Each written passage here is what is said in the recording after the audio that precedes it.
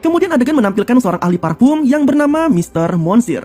Mr. Monsieur ini dulunya adalah ahli parfum yang cukup fenomenal pada masanya. Namun sekarang ia sudah tidak lagi diminati oleh para penggemar parfum, karena sudah ada parfum baru yang diciptakan oleh seorang seniman parfum yang bernama Pellicer, yang lebih menarik dan lebih wangi dibandingkan parfum buatan Mr. Monsieur. Nah, kebetulan siang itu salah seorang pengikutnya membawakan sebuah sampel parfum baru yang mengalahkan parfum miliknya. Mr. Monsieur pun mengujinya dengan menggunakan sapu tangan untuk mengetahui apa saja bahan dasar yang terkandung di dalam parfum tersebut.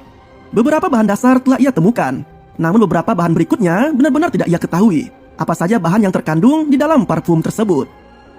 Nah, malam harinya Mr. Monsieur pun kedatangan tamu, yang tak lain adalah Jean Baptiste, yang datang untuk mengantarkan kulit kambing pesanannya.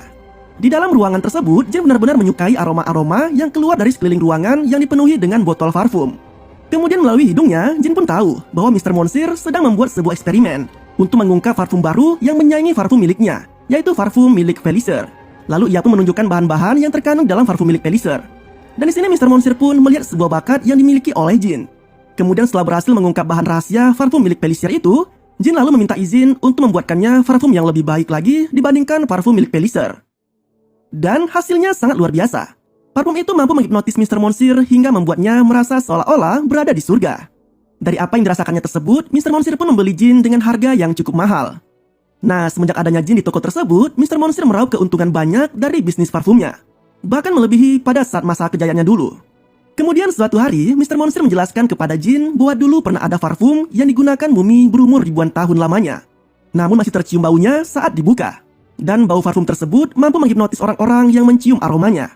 Hingga saat para ahli parfum menguji apa saja bahan dasar yang digunakan oleh parfum tersebut, mereka hanya mampu menemukan beberapa bahan saja, dan sisanya masih belum ditemukan sampai saat ini. Mendengar penuturan tersebut, membuat Jean mengingat tentang wanita yang memiliki tubuh wangi yang pernah ditemuinya. Kemudian Jean pun meminta kepada Mr. Monsieur untuk mengajarinya bagaimana cara mempertahankan suatu bau.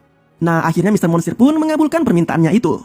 Mereka pun memulai eksperimen tersebut dengan menggunakan bunga mawar sebagai bahan utamanya, untuk kemudian diambil sarinya menggunakan cara destilasi. Namun eksperimen tersebut ternyata gagal.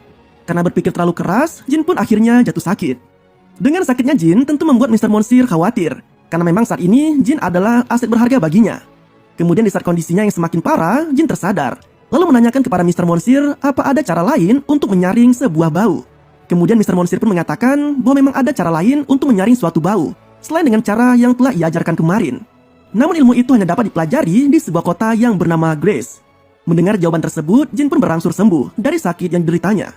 Kemudian ia merencanakan sebuah perjalanan ke kota tersebut untuk mencari pekerjaan serta menimba ilmu di sana. Namun sebelum itu, Jean harus memberi